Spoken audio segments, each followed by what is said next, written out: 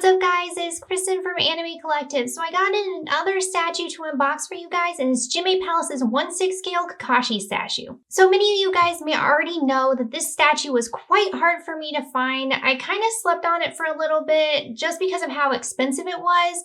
But I eventually ended up finding one for a decent price, and I went ahead and purchased it. So thank you to all of you who are looking out for Brad Knight in the groups, and thank you to Harry Son as well for selling us this statue. But anywho, let's get into what you came here for, the unboxing. This statue shipped in one box that has images of the statue on it. I had one small crack in the Susanoo head, which I'll show you guys up close later on, but other than that, the rest of the statue arrived unscathed. The statue also came with an instruction booklet, which was very helpful when it came to assembly. Next, I'm going to give you guys a closer look at all of the pieces, and this is where I'll let you guys know if there are any issues in regards to sculpting, paint, breakages, etc. that you need to know about.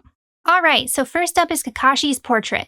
They did an incredible job with his mask because you can still see all of his facial features underneath it. He has this serious battle-ready facial expression, and his eyes in the Mangekyo Sharingan look great.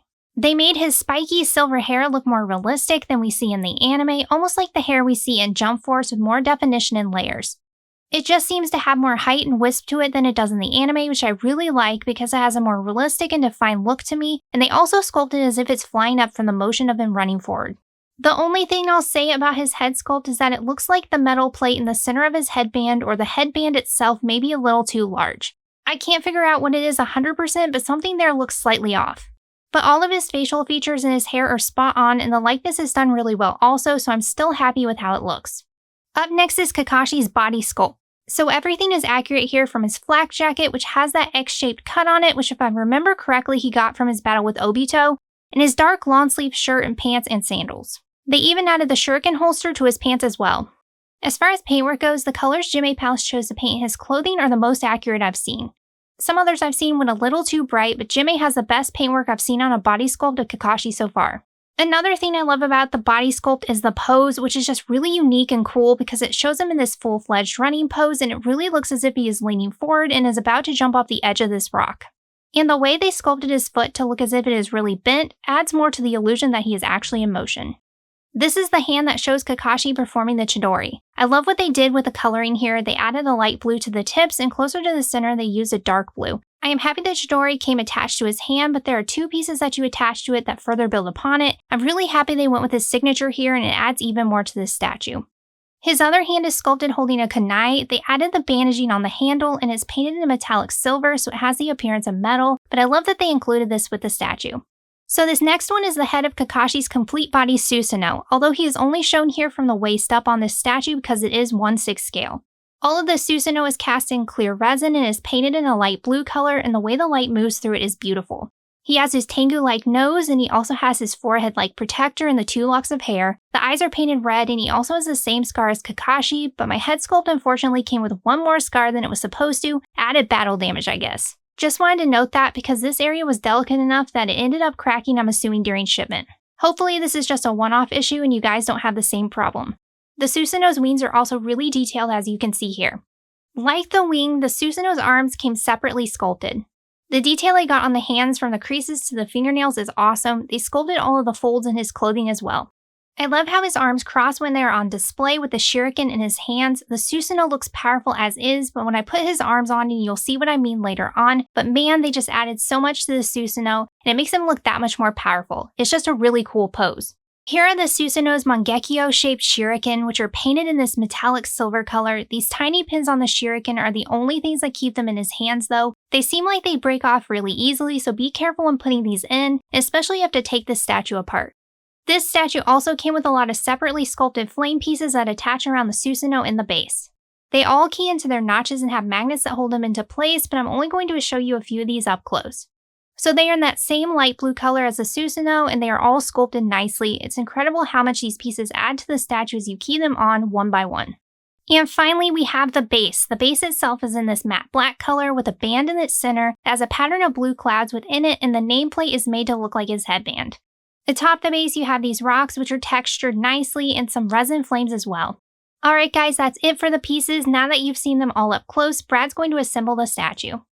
Assembly-wise, there are a lot of separately sculpted pieces that come with this statue, but luckily there were no fit errors.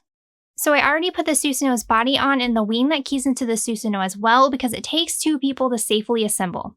One to hold the wing and one to guide it in place, so something to keep in mind.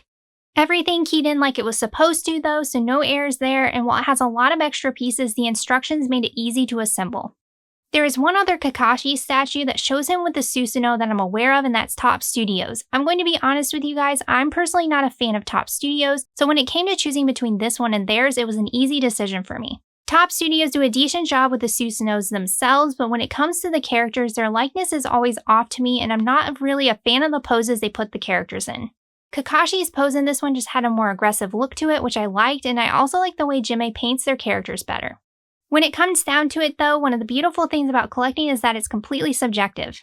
Another thing I want to mention real quick is that Jimei's Naruto pieces are now China releases only, so this makes them more expensive to try and get if you're located elsewhere.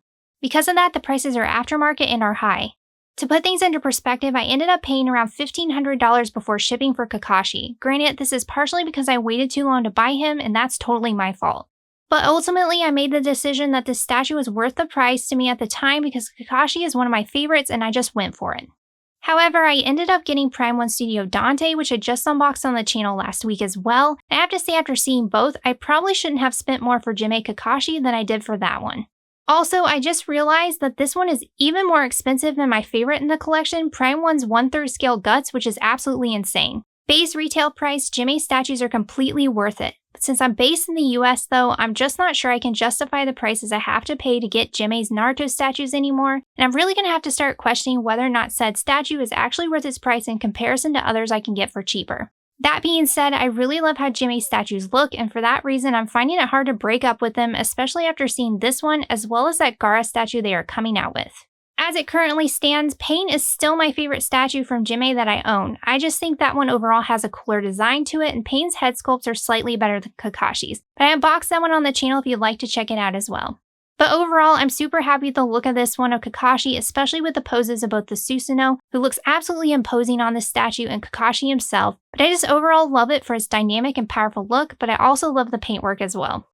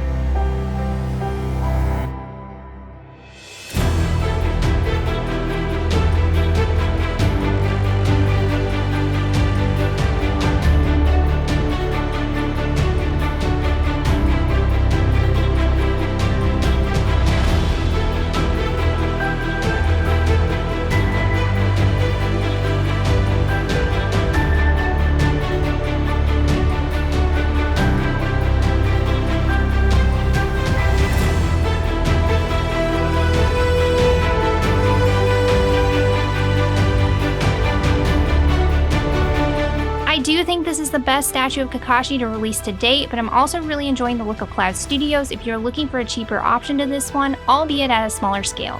All in all, another great looking piece from Jimei. And there you guys have it, there's my full unboxing. I hope you guys enjoyed the video. Thanks so much as always for watching, and see you guys next time.